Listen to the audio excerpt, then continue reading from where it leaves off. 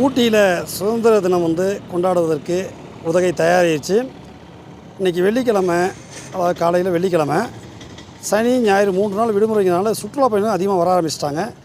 இது சுதந்திர தினத்திடல், அதாவது அனைத்து கட்சிகள் அமைப்புகள்லாம் பொதுக்கூட்டம் நடத்தக்கூடிய ஒரு பகுதி.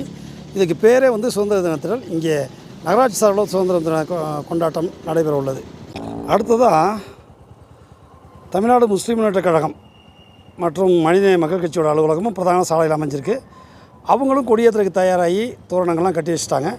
ஏதோ கொடி மரமும் தயாராக இருக்குது. காலையில் அவங்களும் கொடியேற்றத்துக்கு உண்டான வேலைகளை செஞ்சுருக்காங்க.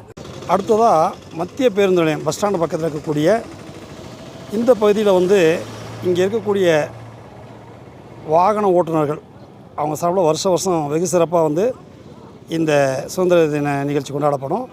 அதுக்கு ரொம்ப பொருத்தமாக இங்கே இந்த மேடைக்கு பின்னால் பாருங்கள், இது இந்தியன் பேக்கரி. அப்படியே கொஞ்சம் முன்னால் பார்த்தா அங்கே தேசிய கொடி பறக்குது. அது ரயில்வே ஸ்டேஷனோட கொடி. அதுக்கு பக்கத்தில் பார்த்தா இந்தியன் லாட்ஜு. இதுக்கப்புறம் பார்த்திங்கன்னா ராஜீவ்காந்தி சிலை. ரொம்ப அருமையாக இருக்குது. சுதந்திர தினம் களை கட்டி கொண்டிருக்கிறது ஊட்டியில்.